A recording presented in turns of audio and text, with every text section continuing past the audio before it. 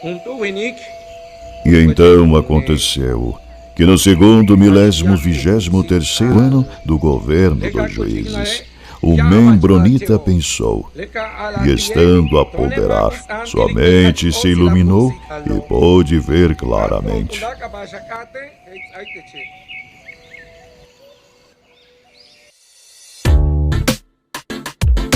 Saudações, membronitas! Vamos iniciando mais um episódiozinho. E fiquei devendo aí do último episódio falar sobre 5 filmes que me fizeram derramar algumas lágrimas. Mas já vou avisando vocês que eu não sou a pessoa ali que assiste muito filme, não. Então, com certeza deve ter muitos filmes bacanas que eu tô perdendo. E é isso, vocês vão colocar nos comentários aí pra mim, porque eu vou querer assistir. Acho que no topo da minha lista estaria Inteligência Artificial, Steven Spielberg. Esse filme não tem. Eu assisti quando era criança, mas nossa senhora, eu acabei em chorar. E depois assisti novamente, sei lá, mais umas 2 vezes e não teve jeito. É a mesma coisa, você sabe o que vai acontecer, mas não tem como evitar. Digamos, esse filme tem bastante parte de ação, né? Mas você fica com aquela tensão boa parte do filme. Tem alguns filmes que são só pontos específicos, como, por exemplo, Forrest Gump. Ele tem bastante ação, bastante comédia e alguns pontos específicos tocam nosso coraçãozinho. Já citei aqui A Espera de um Milagre, né? Então é outro filme. O filme Menina de Ouro, do Clint Eastwood. Esse aí eu assisti no cinema, chorei horrores, eu olhei pra trás, aí tinha um cara enorme chorando também, tá, aí eu me sinto menos mal. E o 5º filme da nossa listinha é Diário de uma Paixão. Sim, olha que eu assisti tarde, eu assisti uns meses atrás. Filminho antigo, minha mulher falou, não acredito que você não assistiu, vamos assistir. E 2 desenhos animados aí de bônus pra vocês. Vocês lembram de algum desenho que tocou seu coraçãozinho? Um pra mim, como eu falei, às vezes tem só tipo uma determinada parte do filme, né? Como o Up Altas Aventuras. Casalzinho, né, se conhece e conta a história deles até ficar idoso. E, pô, essa aí é marcante. Essa toca, essa partezinha.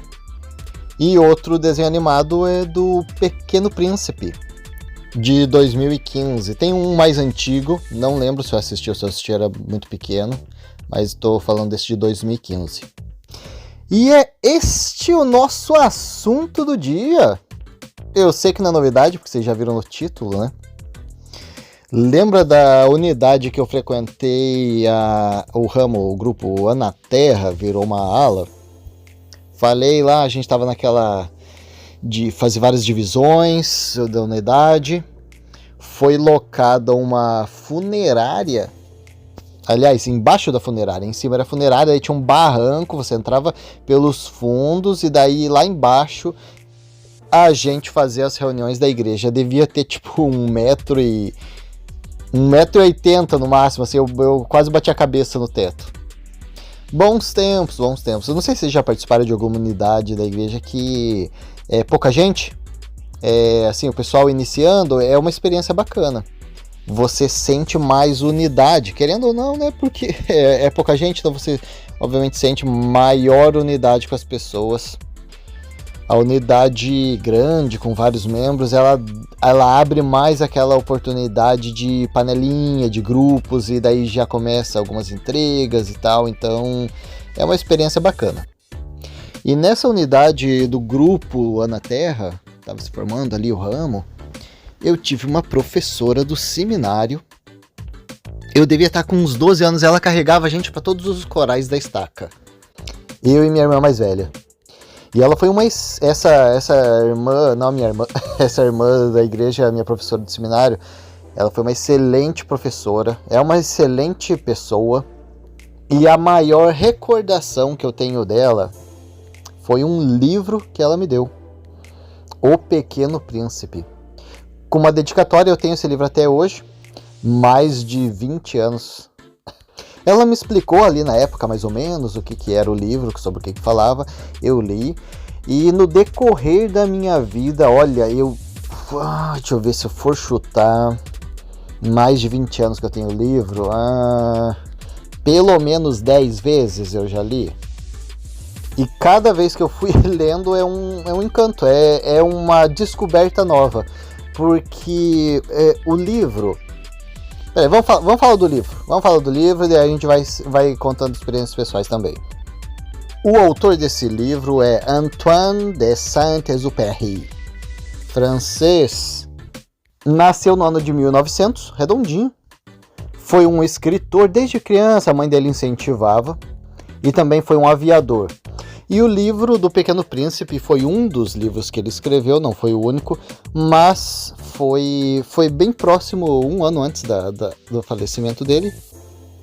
E com certeza o livro dele que fez mais fama.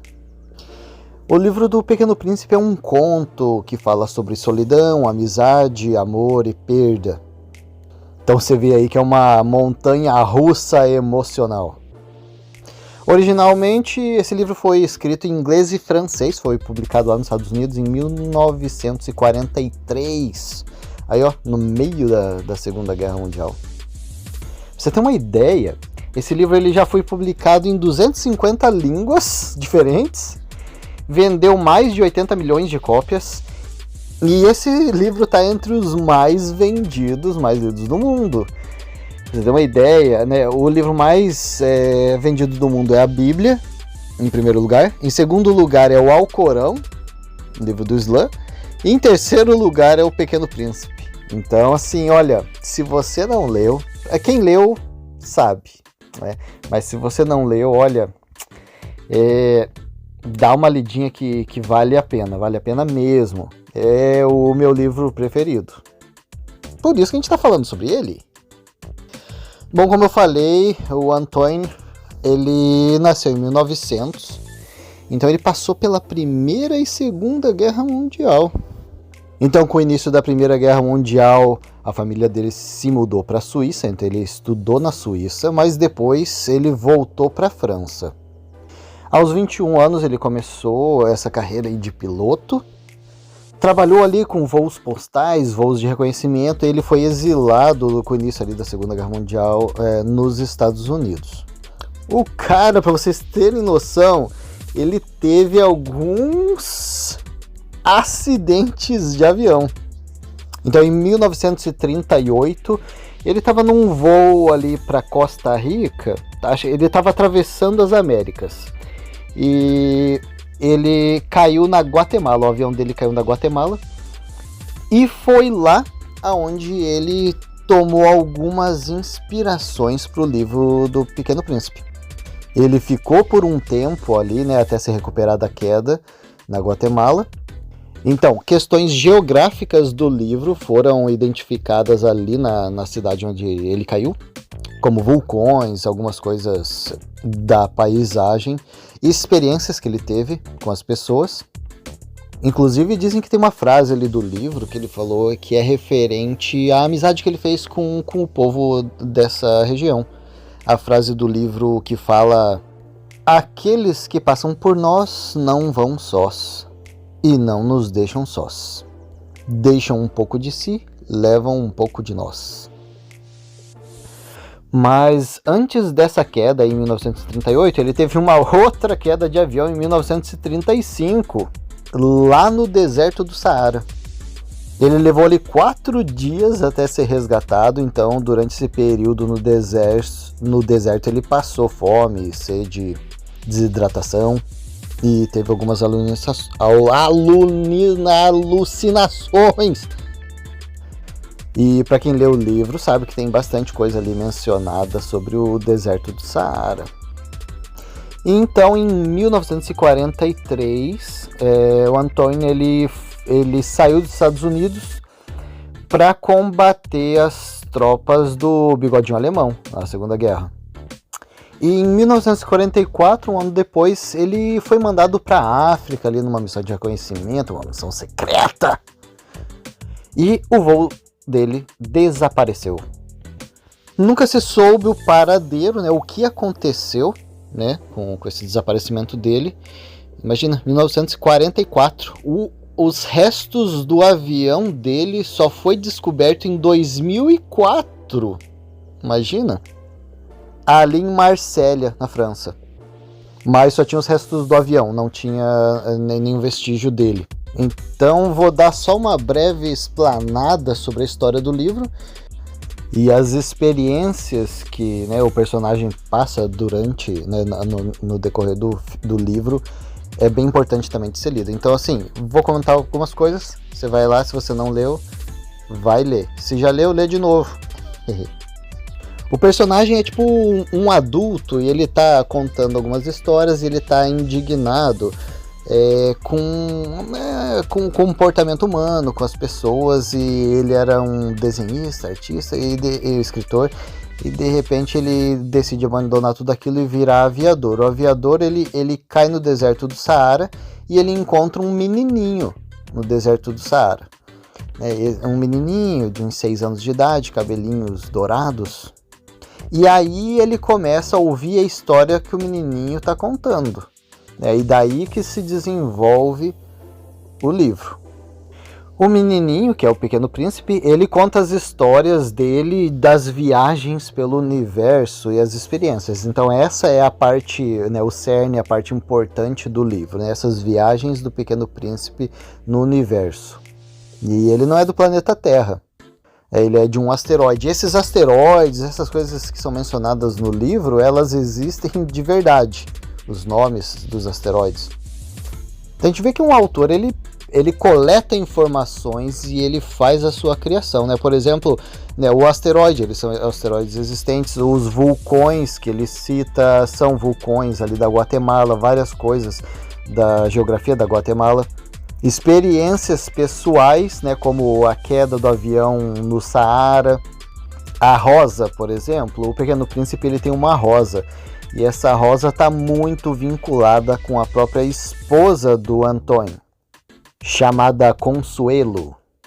Até a Rosa ela tem uma tossezinha, porque a Rosa fala, tá?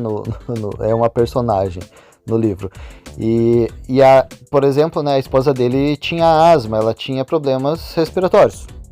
Também é conhecido que a esposa dele era uma mulher frágil, mas de personalidade forte, e assim, é totalmente a figura da Rosa. E o relacionamento pessoal entre ele e a esposa era de idas e vindas, porque ele era aviador, então assim tinha uma dificuldade referente a essa distância, e também, né, o temperamento dela e outras coisas que né, causava, né, essas idas e vindas do relacionamento, que também está retratado no livro. Para você ter uma ideia, quando ele conheceu a esposa, quando ele conheceu ela, a primeira vez que ele viu ela foi o dia que ele pediu ela em casamento. O cara se apaixonou loucamente por ela. Ele escreveu uma carta de, pasmem, 40 páginas. Assim que ele conheceu ela, pediu ela em casamento, escreveu uma carta de 40 páginas. E então, sim, a gente vê assim, é interessante. Aí eu adoro ver isso, como uma obra é criada. Ver essa mistura de coisas reais, coisas do cotidiano da vida daquele autor, da vida pessoal, experiências que ele teve, e também algumas conexões com outras obras, o que eu acho válido também. Algumas pessoas reclamam, porque Harry Potter foi copiado de algumas ideias, disso, daquilo. Para mim não tem problema nenhum. Óbvio que tem um limite ali, né, para virar um plágio, mas absorver ideias e para fazer a sua criação, eu acho totalmente válido. Vocês já ouviram falar de Voltaire? Foi um filósofo dos anos ali de 1700. Eu falo 1700 para não falar século XVIII, porque algumas pessoas podem ficar confusas, né? Eu quero abranger um público mais geral, então... ele escreveu um livro ali em 1752 chamado Micrômegas, onde tem um personagem que é um gigante de Sirius, e ele percorre o universo, passando em planetas, passando em locais e tendo experiências, discutindo filosofia com os seres humanos. Então a gente vê assim, uma grande semelhança nas ideias dos dois livros. Então assim, muita gente acredita que esse livro teve influência no Antoine para ser criado o Pequeno Príncipe. Mas, né, como o Gigante de Sirius falava sobre filosofia, o Pequeno Príncipe ele aprende várias coisas, mas entre os maiores ensinamentos do livro, né, vamos dizer assim, é sobre sentimentos e emoções. Né, e entre esses sentimentos é, né, bastante sobre o amor. E não só o amor romântico, mas também como a amizade, o relacionamento com as pessoas, num contexto geral. E apesar do livro ser considerado como um infanto-juvenil, é assim totalmente aplicável para uma pessoa adulta, assim, com certeza recomendado. A leitura, se você vai ler, parece a leitura, apesar de ter algumas palavras meio difíceis ali, que o livro é antigo, mas você vê que aquela leitura parece voltada para uma criança, parece que o Antoine ele teve as experiências de vida dele e ele quis explicar sobre emoções e sentimentos para uma criança, de uma forma assim fantástica. Então, como eu citei, né, eu li esse livro algumas vezes e todas as vezes que eu ia lendo, inclusive agora eu tô criando o podcast e assim, fui buscar algumas informações e já adquiri informações novas. E todas as vezes que eu fui lendo, eu fui adquirindo novas percepções, porque você tem vamos dizer assim, um contexto da sua vida, do momento, alguma coisa está acontecendo na sua vida. E quando você vai lendo, você aplica aquela história para aquele seu contexto atual. É mais ou menos quando você está lendo as escrituras, sei lá quantas vezes eu já li o livro de Mormon na minha vida, muitas vezes, mas é sempre que você está lendo um livro, principalmente assim, né, falando sobre sentimentos, novas percepções surgem. Ouvindo ali os podcasts do Despolariza, teve um convidado ali, para quem quiser ouvir, é o episódio de entrevista com o João Amorim. Olha, eu pensava que eu gostava desse livro O Pequeno Príncipe até escutar a história desse cara. Ele é mais ou menos até da minha idade. O avô dele faleceu algum tempo atrás, ele estava contando no podcast. Na verdade, eu acho que é bastante tempo atrás. Ele era pequeno e ele gostava bastante do vô. E o vô falava uma frase para ele, e ele até anotou. Não sei se foi o vô que anotou ou se foi ele que anotou, mas a frase era assim: arranja um tempo para a amizade. É o caminho para a felicidade. Não corras, não te aflijas, estás aqui só de passagem. E é curta a sua visita. É, portanto, parar e cheirar as flores. Então o avô dele falava muito sobre a amizade, assim, a importância da amizade, ele fazia amigos dele experienciar, vivenciar, viajar. E uma vez ele estava indo para o Egito e ele gostava de ler bastante, então ele falou para a mãe dele: tem algum livro aqui sobre o Egito que eu possa estar dando uma lida, alguma coisa e tal. E a mãe dele falou: tem uns livros ali, uns livros velhos também, do seu avô tal. Tem um ali que é o Pequeno Príncipe. O deserto do Saara fica em parte no Egito. E ele nunca tinha lido. E daí quando ele foi ler esse livro do Pequeno Príncipe, ele viu um monte de frases do avô dele. E ele viu que o avô dele, né, baseava bastante da vida, dos ensinamentos naquele livro. Então ele tomou aquele livro assim com um sentimento muito maior, né, por conta da história do avô dele. Muito bem, eu vou citar aqui agora algumas das principais frases do livro. Ele contém bastante frases, né, interessantes, mas assim, talvez se você não leu, você não tem um contexto, eu vou tentar dar uma lida na frase, uma breve comentada, algumas reflexões. É preciso que eu suporte 2 ou 3 larvas se eu quiser conhecer as borboletas. A gente corre o risco de chorar um pouco quando se deixa cativar. Todas as pessoas grandes foram um dia crianças, mas poucas se lembram disto. É loucura odiar todas as rosas só porque uma te espetou. As pessoas são solitárias porque constroem muros ao invés de pontes. É preciso exigir de cada um o que cada um pode dar. Quando a gente anda sempre para frente, não pode mesmo ir longe. Tu te tornas eternamente responsável por aquilo que cativas. Só se vê bem com o coração. O essencial é invisível aos olhos. Se tu choras por ter perdido o sol, tuas lágrimas te impedirão de ver as estrelas. Foi o tempo que dedicaste à tua rosa que a fez tão importante. É bem mais difícil julgar a si próprio do que aos outros. Se consegues fazer um bom julgamento de ti, és um verdadeiro sábio. Aqueles que passam por nós não vão sós. Não nos deixam sós. Deixam um pouco de si, levam um pouco de nós. Então, chega de falar do livro. Fica a dica aí do dia de leitura. Uma ótima oportunidade aí de despertar a nossa humanidade. Tem uma música do Lucas Graham que o nome dela é 7 Years. Ele conta, vamos dizer assim, como se fosse a história de uma vida. E ele fala como se o pai dele estivesse dando algumas instruções de vida para ele. E é citado sobre a amizade. Ele fala, vai, encontra alguns amigos para você não ficar sozinho. Então, no nosso dia a dia, pessoas passam, pessoas vêm, pessoas ficam menos tempo, ficam mais tempo. Algumas pessoas marcam mais.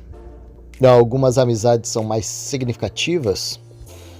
Mas, com certeza, essas interações sociais nos tornam mais humanos. A USP, Universidade de São Paulo, fez um experimento social com algumas crianças. 200 crianças foram entrevistadas entre 8 e 10 anos de idade. E foram coletadas informações sobre as amizades, a intensidade e quantidade de amigos. E os estudos mostraram que as crianças que tinham mais amigos ou amizades de qualidade demonstravam uma capacidade muito maior em solucionar conflitos, têm uma autoestima maior e demonstravam comportamentos menos agressivos. E olha, eu sei que você quer ficar em casa assistindo Netflix, você não quer falar com as pessoas. Sei que você gostaria de viver numa ilha deserta, mas assim, nós vivemos em sociedade, tá? Então isso faz parte da nossa vida. Tivemos o Covid um tempo atrás aí, né? Bem, uma época meio difícil. Eu na verdade, foi uma época bem atribulada. Enquanto todo mundo tava de folga, né? A gente teve um isolamento aqui na Inglaterra. E ele basicamente era ficar trancado em casa. O governo conseguiu fazer um subsídio, né? Eu sei que no Brasil não teve uma facilidade tão grande. E esse subsídio permitiu com que as pessoas podiam receber uma porcentagem do salário. Agora eu não vou lembrar, já faz um tempinho, 80%, 70% do salário que estava recebendo, para que as empresas não precisassem mandar o funcionário embora, né? Não falissem. Então, com uma porcentagem boa aí do seu salário sendo recebido para ficar em casa. E ficou que acho que questão de 7 ou 10 meses, alguma coisa assim. Foi um tempo bem grande que as pessoas ficaram em casa recebendo. A minha empresa, ela tomou algumas precauções sobre a transmissão do Covid exigidas pelo governo, então ela se manteve em funcionamento e como, né, era uma das únicas que estava aberta, a gente teve uma elevação na demanda, então foi puxado. Mas conta aí pra mim, como é que foi a época de Covid pra vocês? Mandem nos comentários. Eu passei por uma época bem difícil. Uma novidade aí pra vocês sobre o Ozzy. Esse ano, meu sogro tinha acabado de falecer. Minha esposa, ela voltou pro Brasil, né, para dar um suporte ali pra mãe dela, e não podia voltar para cá por conta das linhas aéreas estarem bloqueadas. Então eu fiquei 7 meses sem a minha esposa aqui. A gente marcava a passagem para voltar e a passagem era cancelada, marcava de volta, era cancelada. Aqui a gente trabalha por hora, né? Então a minha carga horária geralmente era 35, no máximo 40 horas semanais. E nessa época do Covid, eu comecei a trabalhar 62 horas semanais. Então dobrou a minha carga horária. As crianças não iam para a escola.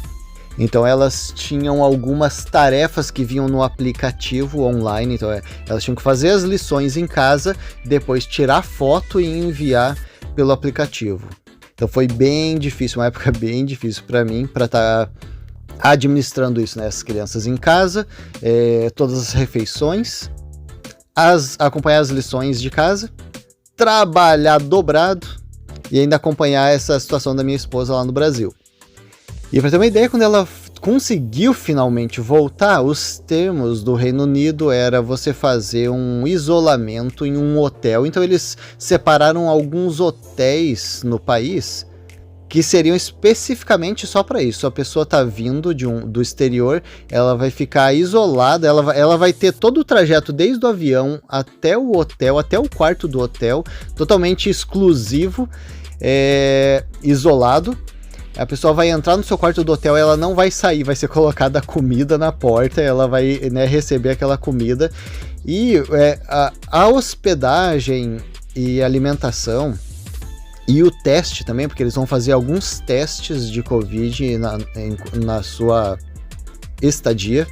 E tudo isso estava custando 2.500 pounds, algo em torno ali de 15 mil reais. Mas enfim, deu tudo certo, ela conseguiu, fez esse isolamento, acho que são 14 ou 15 dias no hotel e depois pode vir para casa. Nesse período as crianças pegaram Covid, né? Eu não peguei, felizmente eu fiquei bem preocupado, né, de eu pegar e estar sozinho, né, com as crianças e às vezes ficar impossibilitado de qualquer coisa ou passar muito mal, né? Então felizmente eu não peguei. Se eu peguei, talvez, né, passou desapercebido. Foi assim, uma das crianças pegou, aí eu isolei ela no quarto, né? Enfim, com uma conversa e tal, falei, vai ficar tudo bem e tal. Aí a outra pegou, 2 dias depois foi reconhecido, assim, né, pelo teste de que a outra também tava, daí foi pro quarto também. E os outros ali, né, tipo, dormindo nos seus quartos. Mas, nossa, eu lembro, como eu lavava tudo, as compras, vocês lavaram as compras também? No trabalho, então, nossa, assim, como a gente tava, né, nessa exposição de sair de casa, abre a porta, lavava a mão toda hora, era álcool em gel toda hora. No próprio trabalho, né, a gente ficava bem isolado um do outro, evitava bastante contato. Mas enfim, em casa depois, um dos meninos também. Então assim, você pega e às vezes vai levar uns 2 dias até acusar. Então nessa de, eu isolei uma, mas a outra já tinha pego. Aí, né, demorou 2 dias para acusar e depois mandei, né, pro quartinho do isolamento. Mas nessa, né, um outro menino já tinha pego também. E daí foi pro quarto dele, né, então ficaram isolados no quarto. Era aquilo, eu fazia a refeição, mandava pro quarto, eu lavava muito bem, eu pegava com a luva, eu lavava muito bem tudo para não passar pros outros, e eu não pegar também. E acabou que quem não pegou fui eu e um, né, dos meninos.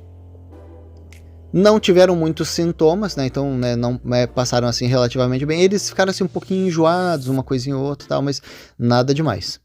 E a gente pegou com uma entrega de comida. A gente recebeu a entrega de comida e depois a gente soube que quem entregou estava com Covid, né? E logo em seguida, né, as crianças começaram, né, a ter os sintomas. Cara, que sufoco, hein? Nós somos sobreviventes de uma pandemia. Mas o ponto que eu tava querendo citar aqui, né? Acabei, né, entrando nessa parte de pandemia, mas é sobre o isolamento. A gente está falando sobre relações sociais, né, convívio social, amizades, e o isolamento, ele tem causas na nossa mente, não é mesmo? Você já assistiu aquele filme O Náufrago, com Tom Hanks? você começa, né, enfim, a delirar e ter causas, assim, né, mentais em você quando você passa pelo isolamento. E, né, vamos dizer assim, um isolamento um pouco curto, como, né, foi o do Covid, em comparação, né, com o isolamento ali do náufrago, por exemplo, pode causar coisas, né, o início, né, que é principalmente depressão, insônia, ansiedade, interfere também no funcionamento cognitivo. Uma depressão, às vezes até intensa, com, né, aquele desejo de tirar a própria vida. Na verdade, uma revista científica, se quiserem ver mais a fundo as causas do Covid e o isolamento, publicada em 2020, uma matéria na revista The Lancet Psychiatry, falando sobre a relação entre o isolamento e a saúde mental. Então, fala pra mim ali nos comentários se você já leu o livro do Pequeno Príncipe, o que você achou. Também fala ali pra mim sobre suas experiências de Covid, como é que foi pra você, onde é que você tava, se você perdeu alguma pessoa. Felizmente nenhum parente próximo meu, assim, né, faleceu. Teve uma tia da minha esposa que passou muito mal, mas tipo, quase morreu. Felizmente deu tudo certo. Tiveram algumas pessoas conhecidas, assim, relativamente próximas, alguns clientes, algumas pessoas assim, que eu conheci que faleceram, pessoas novas. Então conta aí pra mim. E aqui o nosso desafio do dia conta pra mim. A gente vai colocar suposição aqui. Você vai ficar isolado, sei lá, no meio do mato, numa cabana, sei lá, vai pra prisão, sei lá. Vai ficar isolado por uma semana. Cita aí pra mim 3 coisas que você levaria pro seu isolamento. Vamos descartar comida já vai estar inclusa. E eletrônicos. Não vai levar celularzinho, vai ficar em casa. TV, rádio, Walkman, nada desses eletrônicos. Fala pra mim o que você levaria. 3 coisas que você levaria. E a gente vai ficando por aqui. Até a próxima!